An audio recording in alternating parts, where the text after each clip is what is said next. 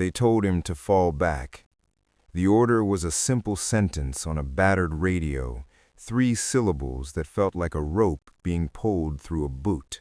Pull back now.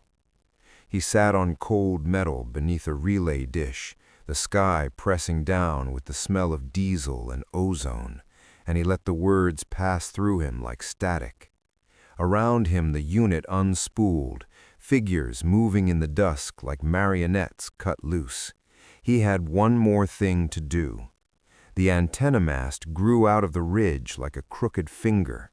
It was a simple job by day, raise, align, transmit. But tonight it was everything. The relay point was a makeshift lifeline strung between wounded command and scattered squads. If the signal died, the threads of position and intent would snap, and something worse would rush through the dark. He knew that. He had learned it in small, terrible increments. A missed call that left a squad isolated. A delayed report that let an enemy column pass by an empty choke. The knowledge sat in his ribs like a second heart. He wrapped his hands around the feed line and listened to the chatter. Voices moved in and out of range, clipped phrases, barks that dissolved into white noise. A lieutenant's laugh, staccato and brittle, floated past like a ghost. A medic asked for morphine. Somewhere, farther down the line, a new transmitter tried to get in, but fell into the static. He keyed his mic and pushed his voice out in a voice that had grown calm with repetition. Relay clear, standing by. The roof of his helmet was bare now, an old dented bowl. There were shreds of tape and the faded name of a childhood team stitched into the chin strap. He had been the one who volunteered to stay. It wasn't bravado, it was habit. He had always liked to be the one that kept things going, wires fixed, batteries rationed, radios coaxed from an angry silence. People expected that of him, and he expected it of himself. The unit would go while he kept the line open. He could be counted on. The math of survival in combat meant someone had to be expendable in service of the many. A gust of wind made the antenna sing, a high, tinny whine, and he felt the dish vibrate against his shoulder. He double-checked the connectors, fingers moving on the worn knobs as if solving an old, familiar puzzle. He knew the signal's arc, the way it curled over hills and slipped into valleys. He could tell by the slightest dip in reception where a squad had ducked behind a spur of rock or where a patrol had pushed into a hollow. Each recognition was a tiny victory. Each failure could become a catastrophe. Status, he said into the mic, softer than he would have on any other night. A pause, then the commander. Withdraw complete. Watch your 6. He picked at the frayed edge of the cable, thinking of the warmth of other bodies moving away from his position. He had only a finite window, minutes, maybe an hour before the unit's absence would invite the first probing that would swell into an assault. He visualized the timetable like an old map, their march out, the lull as dust began to settle, then the staggered approach of enemy scouts, testing and counting. You could hear an attack in the way silence rearranged itself. He had been a kid once, a high school boy at a radio club, learning Morse taps on a borrowed rig. Back then the world was a different kind of intimate. Names spelled out in dots and dashes, friendships signed with call letters. The field had been a bench of solder and patience. Now it was a ridge and a knife-edge decision. He thought about those early nights, about how the hum of a transmitter had tuned his nerves into a kind of prayer. Maybe that was why he stayed. Staying was simple in its honor. If you could keep someone else alive by holding on, you did. An engine coughed in the valley, distant and low. He saw the silhouettes of the last vehicles easing out, lights off, their paths marked by flares snuffing one by one. The lieutenant's voice came in again, tighter. "Signalman, when you fall back, you take comms with you. Copy that?" The question was a test wrapped in a reassurance, as if he could trade the antenna for a pair of boots. He closed his eyes for a half-second and felt the weight of his choice. He did not answer. The radio barked static. The night slid like a blade. He fed power through the line, monitoring the waveform for distortions. Every channel was an artery leaving the place, carrying orders, requests for medevac, the small human things that clung to people under fire. He kept the signal steady, like someone holding a candle in a dark room. Once, during an earlier push, he had fumbled one hand and the frequency drifted. A patrol missed coordinates by seconds and walked into 2 enemy fighters. The memory flashed up, screams, the microwave pop of rifle rounds, the smell of burned hair, and he blinked, hard. He rationed his cigarettes now, though he didn't smoke. The package sat in his pocket like a relic. He had been trained to not rely on vices when duty held the line, but in moments when the corridor between sanity and panic narrowed, he found small, useless comforts. Tonight, the pack was evidence of a life he had promised to return to, if he returned at all. He had spoken once about leaving the antenna early, moving with the convoy. A friend had said, in a tone that was equal parts accusation and plea, "We need you here." The words were a kind of command. Somewhere in the darkness, a dog barked. Actual canine or a mechanical sensor, the instinctual impulse to mark a map, and he felt the vibration under his boots. He turned the gain knob by fraction, coaxing a distant transmission back into clarity. There were voices he could not place, a civilian call, a child's sob, or a soldier's whisper, sound confounded by distance and the geometry of the land.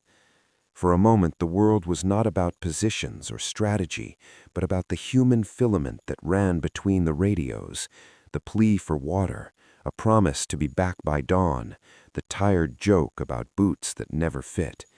He listened, because listening kept the world humane. Time compressed. The sky grew darker and more cramped, a starless ceiling. He heard the scraping of boots and the hydraulic sigh of gear, friends taking off, the last vehicle sliding away like an afterthought. The base commander gave their coordinates, then a single line of instruction. "You hold the net until we get a positive on extraction." There was a long drag of silence after, as if everyone had stepped back to hear him decide. He set his jaw and tightened a clamp on the feed line. "Copy," he breathed, not as a reply, but as a pact. He had seen what happened when the net died. People made desperate, incomplete choices. A squad caught out tried to find the line and moved without direction. Flyers meant to draw near instead met fire. The enemy, coordinated, feral, used silence like a key. Where transmissions stopped, their probes became comfortable, more confident. He thought of the enemy commanders listening, waiting for the same small mercy, the thud of a transmitter going dark that signaled chaos. He imagined them with maps spread and faces lit by screens, like any other planner, watching the seam where withdrawal became vulnerability. The wind picked up with a smell of rain, sour and metallic. He twisted the tuning wheel and watched the signal strength, those lit bars rising and falling like a heartbeat. The relay was a fragile thing, seeing passage across a choked frequency and letting it through, coordinates, calls for smoke, the code words that kept dots and dashes from being just noise. He kept them alive and watched, with the patient cruelty of a guard, the minute the silence would start to tilt into threat. Radio screens glowed, casting his face in an electric pallor. He checked battery levels and swapped packs with practiced swiftness, each movement a vignette of ritual. The pack hissed into place with a tired click. He ran a diagnostic, listened to the carrier note, tuned out stray interference. He could not let his mind wander into future scenes, the image of bodies left behind, the smell of cordite, because the mind would betray him with panic. He kept to small tasks because small tasks could be completed, and completed things kept the world from dissolving into probability. Someone's voice came on the net, tight and urgent. It faded in and out. "We need the med team. 2 hit east of the supply cache." The coordinates were rough. The transmission slurred as if the speaker's breath was caught. He repeated the message, modulated it, sent it up the line, made sure the command heard what they needed. Within minutes, an aircraft blip answered, and he handed the relay over. He felt the relief of that particular connection like warmth around his ankles. But relief is a brittle coin in war. He knew better to expect it to last. The withdrawal left a vacuum in the terrain, empty positions, abandoned listening posts, tracks that led nowhere. Vacuums are invitations. He imagined how the enemy would slice their way through the dark, trying to find seams, trying to catch someone who lingered. He felt the tug of guilt the way one feels a muscle pulled. If someone got hurt while he held the line, would it be on his head? The hours piled like coiled wire. He sat for a long while, chest against a generator, hands still on the controls. Frost began to rim the edges of his gear as dawn bullied its way through the west. He thought of his family's breakfast table, the clatter of dishes, the way the dog used to wait at his toes. He had promised to return once, to lay down the gun and be plain. Promises counted for less in this world, but they were motives. He remembered his sister's voice the last time he had called. "Be careful," she said, and he had nodded as if she could see him. Now the "be careful" echoed as a question. At some point, he heard the first probing contact. It was not dramatic, no thunder, no chain of explosions. It was a single scout team's muffled radio trying to make a report and being met with the steady hum of his relay. They wanted to know if the route south was clear. He answered, measured, and then listened as their uncertain patter fled into the frequency. A scrape of stones nearby made him reach for his pistol, hands moving slow. He tuned his ear to the dark like a cat listens to the floorboards. There were moments like this, made of small decisions, that shaped the arc of an engagement. He could have, by protocol, shut down and moved with the vehicle convoy an hour earlier, biding the risk collectively, or he could stay, like now, because the alternative would have been to let the net falter, to trust the unknown. The men who had given him the job had done so because they trusted the node he provided. He honored that. He also measured the cost in silent arithmetic, how many minutes he could hold, how long a battery would last under continuous transmission, the delay of a spare part. The calculations were practical and human. The scout's voice returned, angrier now. "We have movement at Gridline Ridge, 3 lights, moving fast." The relay relayed. Command asked for confirmation, then ordered a sweep. He kept the frequency open, letting the command thread through. The night tightened like a noose. He thought of his own breath, loud in the corner of his helmet, and forced it into a slow metronome. Then, like a rupture, the enemy came. At first, it was the echo of boot metal on hard ground, a sound like a clock in someone else's house. In the next second, the twilight lit up with tracer fire, scattered and vicious. The antenna shuddered from a near miss or a shell, and dust rained down on his shoulders. The world narrowed to a ring of radio calls and the percussive rhythm of incoming rounds. His fingers worked on the controls with the calm precision of someone who had practiced under pressure. He became a fulcrum for sound and instruction. "Contact front," someone screamed into his frequency, voice tearing. He sent the location simultaneously to the moving units in the far command. He didn't look up to see where the rounds came from. Movement risked exposure. His ear was a surgeon's tool now, parsing comings and goings, picking out the shapes of voices. "We need support," another voice said. Lines like this traversed the net, requests for suppression, coordinates for a defensive line, a whispered confession of fear. He threaded them through without embellishment. He could feel the swell of movement in the hills beyond his lamp. Figures moved, darker than the darkness. The enemy was testing, pressing, measuring his line, as if he were an unseen seam. He estimated their numbers like an old farmer looks at sky, by pattern, by the way the weather changes. There was a leader among them, it was clear by the brief, low-order shouts that guided others, by the way their weapons found gaps in the defense. He imagined their faces, not to dehumanize them, but to make the calculus of engagement real. His own position became a mirror of the battlefield complexity. Artillery keyed in and then ceased, like a distant hunting horn. A mortar wound slammed into a ridge not far from him, and a whistle of metal passed so close that his teeth clicked. The dish swayed, and the feed line sang with the disruption. He slapped a brace on the mounting and gritted his teeth, checking the output.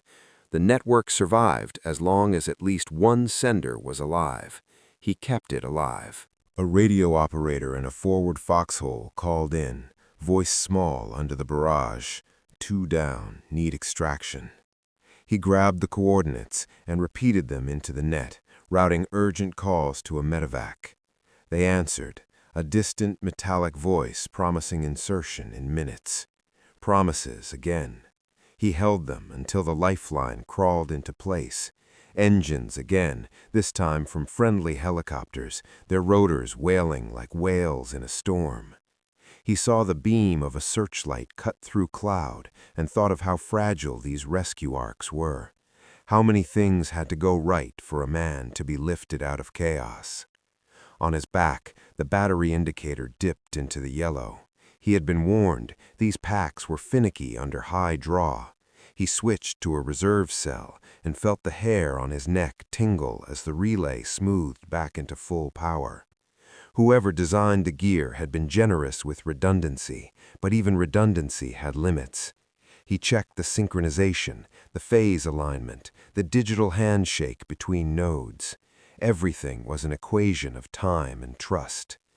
He thought of those men below, counting on the clean sound of orders he could transmit. One of the forward squads had become cut off, and the commanders argued in clipped bursts about whether to attempt a rescue or consolidate and wait. He listened, then relayed the squad's last known call, low on ammunition, moving into cover near a dry creek bed. The choice to attempt a push was made, chewed at by fear and responsibility, and then enacted. He heard the motor whine and the rotation of gears as 2 vehicles turned into the seam he had described. He matched voice intonation to signal, made sure the headlights were masked, pinned the call to the right channel. He could hear the men below panting. He could tell by the way a voice trembled on the final note whether they would live. The push met with withering resistance. Machine gun bursts patterned the night, and the radio became full of clipped reports, a violent collage of human sounds. Calls for smoke to obscure movement, the cold math of how many bullets remained in a magazine, a man's breathing as it ratcheted with exertion. He saw the shape of someone running to the creek, boots skidding on gravel, and he sent support coordinates, nothing ornamental, exact enough to matter. A supporting unit found purchase, and the line held. He exhaled briefly, a small human sigh. Then came the moment when something, perhaps a mortar, perhaps an accidental ricochet, hit one of the power nodes he depended on. The screen on his console flickered with lines, then bit deeper into darkness. He did the only sensible thing. He crawled, not toward escape, but into the belly of the antenna tower, fingers searching for the contact plates, hands slick with sweat. The metal bit into his palms, cold and reliable. He found a fuse that had blown, its casing spun into a jagged ring, and with tools that smelled of grease, he rasped it out. Sparks scissored through the night like tiny fireworks. He replaced the fuse with a spare, sealing the circuit with trembling hands. The screen sighed back to life, the bars climbed, and he felt a small, sacred triumph. "You're a stubborn son of a," someone said into the net, laughter and relief braided together. The sound warmed him in a way nothing on the field could. He replied with something simple, "We're not done yet." It was not boast, it was an observation. They were not done because they could not be. War does not permit completeness, only continuations. The enemy adjusted. Their probing got closer, more coordinated. The flavor of their radio traffic changed, the cadence of command sharper, voices clacking like tools. He listened and pieced together intention.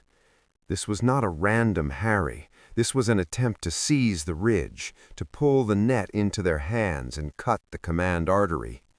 If they got the antenna, they could feed false reports and fracture the chain of command. He imagined the tactical advantage, a single antenna turned traitor, sending chaos to a force that believed it was operating under its own orders. He relayed this analysis to command in a voice wrapped in the least amount of emotion possible. "They're probing north-south, likely attempting to seize our comms beacon," he said. "Recommend preemptive sweep and suppression at gridline." The answer came back curt and then obligatory. Copy, engaging. He found a grim humor in the way bureaucracy moved even as bullets took up room in the night. As the enemy pressed, the air became a complex mesh of radio waves and shouts. He had to deconflict transmissions, choose which calls to elevate and which to cue. It was triage with sound instead of flesh. He made these choices with the objectivity of someone who understood the consequences. One of those calls, an old man using a civilian frequency, cried out for his son. He routed the call to local channels and marked it as low priority because men with rifles were not, in that moment, asking about lost sons. The small human tragedies piled up like debris.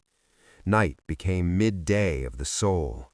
His hands cramped from hours of fine motion. He cracked his knuckles and stretched his shoulders, feeling the strain in the small bones of his fingers. A friend had once told him that there is a physical memory of stress. Muscles learn to hold pattern. He knew his pattern. Tighten on the left, release on the right, breathe through the mouth. He did not speak of the close calls to strangers because closeness is contagious. The radio operator's work is not to be admirable outwardly, but to be invisible in its success. When comms held, people would behave as if it had been inevitable. He worked in the shadow of that invisibility. Another wave hit, a coordinated rush with the intent to shear the ridge. It put men into motion and tore up the voice net, generating a stew of competing calls. He keyed special channels, made sure the call signs would clean, and then, in the midst of everything, heard the voice he had been waiting for. Extraction inbound. Time, 5 minutes. For the first time in many hours, the world had a tangible timeline he could put his hands on. 5 minutes could be an eternity or the blink between two heartbeats. He set the frequency for ground to air and started the clearance procedure, relaying the approach and setting the corridor for landing. In these moments, precision is everything. The angle of approach, the pattern of flares, the timing of the downdraft. He coordinated with a man in the sky who trusted nothing but the numbers they passed each other. The rotor wash felt like an exhale of mercy. He fought the urge to stand up and wave, because the slightest motion would blow more dust into the air and give the enemy a spectacle. The helicopter's downdraft flattened grass and carried with it the smell of hot metal and fuel. A rope ladder unfurled, and a figure dropped, bent to the task of hauling the wounded. The rescue was a choreography in which each movement mattered. He cut a channel through the net, ensuring air and ground had clear lines, and watched as the wounded were hoisted, faces pale and quiet. He felt an echo of his own frailty in their stillness. The chopper rose like a promise and carried them away. As the machine faded, the enemy changed tactics. They moved sharper, piecing together their understanding of the terrain. They tried to take advantage of the thinned lines, and one of their shots hit a nearby relay box in a shower of sparks. The lights on his console began to tremble. He pulled another spare battery and sealed the damaged line, hands trembling with adrenaline. There's a peculiar kind of exhaustion that war brings, not the sleep kind, but a bone-level sense that you have given too much of yourself. He was in that valley now, miles from any kind of comfort. He could have chosen to lock down the transmitter and take his chance in the convoy that had launched hours ago. Protocol allowed it if the commander accepted a reduction in net capacity. But the commander had not abandoned the idea of using this node for a final pull of units still hemmed in. Someone was still counting on him to keep the exchange alive, and he had not yet finished counting. He measured his choices like a man balancing a small, fragile scale. A suppression barrage detonated on the hill opposite, shredding the air with a hollow, mechanical sound. The antenna's metal shrieked as if in sympathy, and for a fraction of a second he saw all the possibilities of disappearance. He thought of friends he had already lost, small personal images that invaded his mind like unwelcome guests.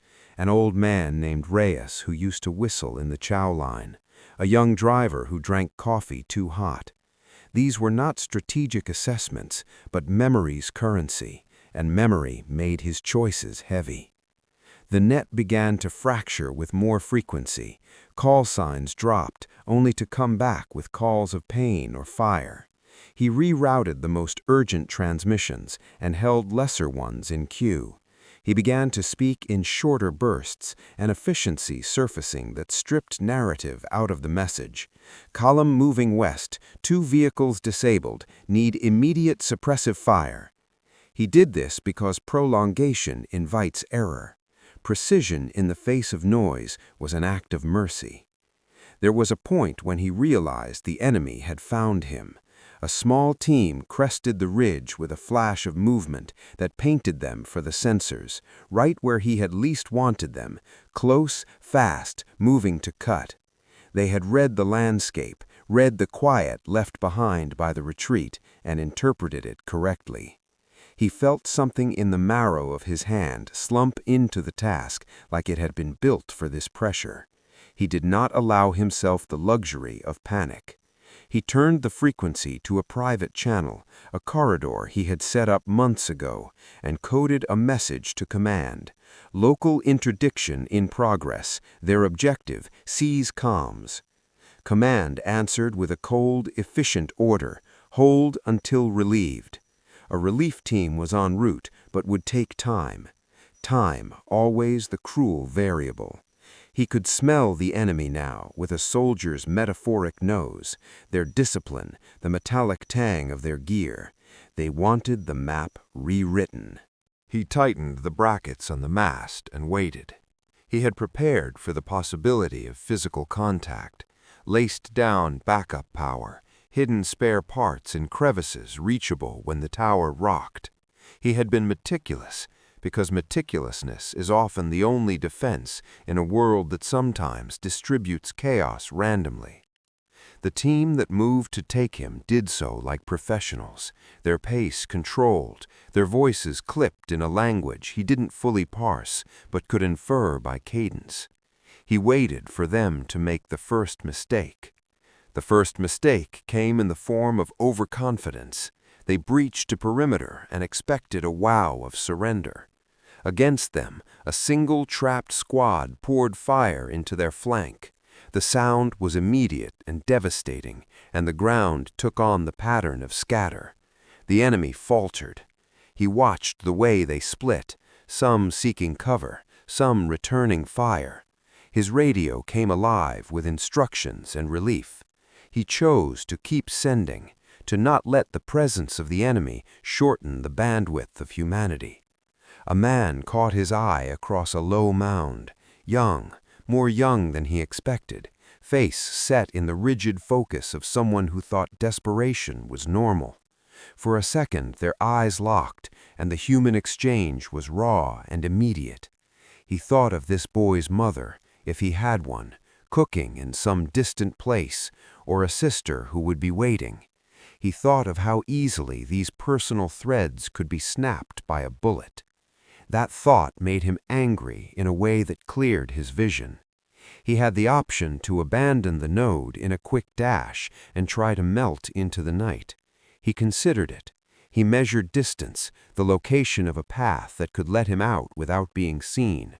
But his hands were trained, his instinct tuned to the hum of the dish. The unit that had sent him had entrusted its voice to his hands. If a man could be counted on to do one thing and do it well, then life was reduced to the single question, which thing do you choose? He chose, again, the signal. He began to slow burn his responses, a technique to consume power carefully while giving the impression of a fully vibrant net. He would conserve battery by dropping unnecessary broadcasts and pulse the transmission in carefully timed bursts. He matched patterns to the enemy's own movements, using the illusion of activity to confuse them. It was a gambit. If they thought they had crippled him, they might commit, where if they believed he had more capacity, he might buy time for relief. The gambit worked for a heartbeat and then betrayed him. An enemy charge hit with ferocity, and for the first time his antenna ached with a direct hit. The mast bent, sparks showered like rain. He was knocked back, metal finding flesh. Pain flared hot and immediate. He tasted copper and knew his lip was split. Instinct took over. Hands that had been steady suddenly moved with the focus of survival. He gripped the mast and hoped the structure did not fall, because if it went down, the network would follow like a house of cards. On the net, voices screamed. A friend he had known since boot camp tried to call him by name, then fell into a string of expletives and silence. He could not answer with clarity. He could not yet move. The enemy took the pause for victory and advanced. He swore quietly, a little ember of profanity that burned hot and kept frost from settling into his head. He worked the secondary clamps, redirected cabling with hands that had grown familiar with the touch of solder and grease. He was fragile. He was also stubborn. He managed to get a partial broadcast out, enough to call for emergency suppression fire at his coordinates. The response was brutal and precise. Friendly units fired upon the enemy positions, while other elements drew their fire away. The net, strained but functioning, became a conductor for movement across the terrain. He watched as the enemy's advance broke into disorder under the weight of counterfire. It was a moment of relief that left him hollow and shaking. There was a long echo of silence. Then someone on the net said simply, "Get out of there." It was not an order, but an observation bereft of ceremony. Relief was on the way. The chopper was inbound to a new rendezvous point. He was instructed to come down from the mast and make for the rally. He looked at the horizon, at the ghost of light that promised safety. He had thought once before to stay until the last soldier was out. He had thought now again of a life outside the wire, a breakfast, a sister's kitchen table. He thought of small things with startling clarity, how shirts folded, the way bread smells when it is fresh. He began to move. His legs were heavy. Every step away from the mast felt like a betrayal. He did not know whether abandonment would alter the course of the battle in meaningful ways. He knew only that he had done enough to let men live, and in that fact found a kind of payment. He packed up spares, extirpated the memory of a boy's eyes, and slung the pack over his shoulder. The world was a series of movements now, toward cover, toward the convoy, toward the sliver of light. The extraction was not easy. The path out was a gauntlet of intermittent fire and ruined wiring. He moved along the ridge like a ghost, hugging the dirt, listening to shouts and the staccato of conflict. The antenna's signal was a warm thing in his pocket, still flickering, still breathing. He almost resented it for making him stop and watch as men below fought for small victories. He felt the unpleasant sense that he had been cheating death by using it as an extended tool. He rounded a last knoll and found the relief team in a bruise of light. Faces turned toward him, a mixture of relief and accusation. "You could have come sooner," someone said, half scolding, half grateful. He smiled without teeth. "Couldn't," he answered. The one word was a whole life of reasons tucked into a syllable. They moved toward the pickup point under a sky that had changed from a velvet black to a bruised blue. The convoy was clustered in a small hollow, engines on, the hum of machines, a promise of motion. He thought of sitting on a stool and drinking terrible coffee, of nights where the worst decision involved whether to sleep on the right or left side of the cot. It was a future that could exist if he did not falter now. The last moments before they left were a tense blur. The convoy would pull out in tight formation. The net would be lost if he did not secure the final broadcast chain and hand it to someone else. He transferred keys to a junior operator, a kid whose hands shook. He felt the exchange more than he spoke it. "Keep it alive." The man nodded, eyes wide with the burden of trust. It was a simple passing, the human ritual of duty handed off like a baton. They moved out, tires spitting gravel, the earth tasting of oil and effort. From the tailgate he looked back once. The antenna stood still, a thin silhouette against the bruised sky. He saw in that stillness a ledger of all that had been risked and all that had been returned. He closed his eyes and let the hum of the convoy and the company's murmured voices become a comfort. The aftermath was not cinematic. There were checklists, reporting, and exhaustion from which sleep did not heal. They counted the wounded and the missing and folded into routine like a battered coat. He filled out a maintenance report with his scrawl, like a man writing a grocery list after a storm. Necessary, mundane, honest. He scribbled down damaged parts, times, a note about the fuse he had replaced. Paper and ink turned the night into something ordinary, and ordinariness was balm. For days afterward, the unit kept quiet about the linchpin he had been. Praise arrived as small gestures, a cigarette offered with a nod, a bottle passed in the corner, someone calling his name and tapping their helmet. But he did not dwell. The world continued the efficient indifference of the field. Today's sacrifice was tomorrow's slate. He was praised, yes, but he also felt the strange, private calculus of someone who had chosen risk for a value too complicated to be neatly thanked. He dreamt that first night of bells and wires and children who couldn't read. He dreamt of the boy he'd seen, the young man who had nearly taken his life, reaching toward a mother not yet known to him. Dreams were grainy, unfair in their juxtaposition of battle and home. He woke with a mouthful of dust and the taste of burning in his throat.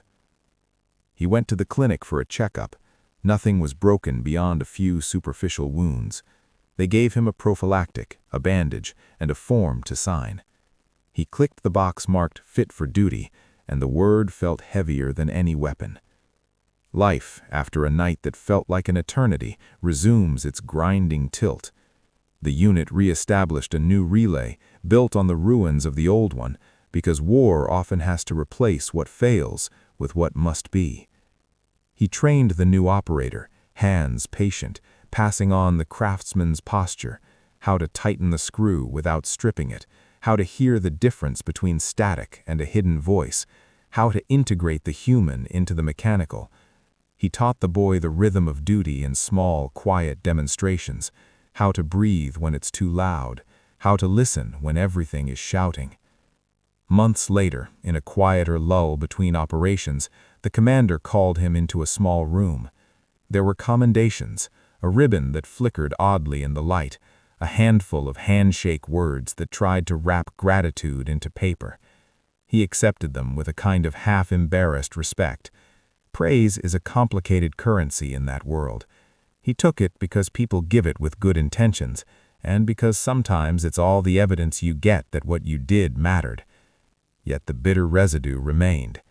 There were nights when his mind would replay the geometry of sound from that ridge, the cadence of calls, the exact frequency of gunfire against metal.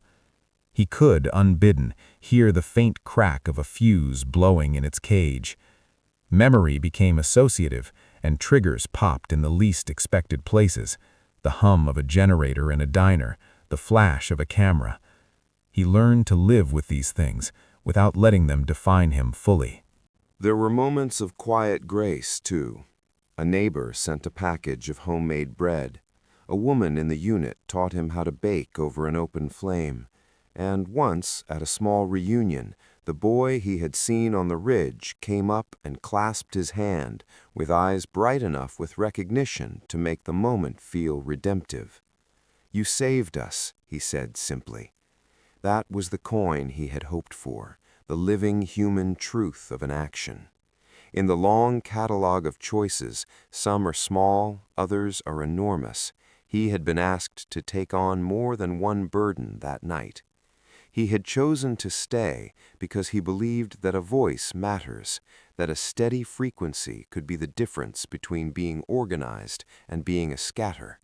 In the calculus of war, sometimes the difference between life and death is the length of a wire and the stubbornness of a man who will not let a relay blink out.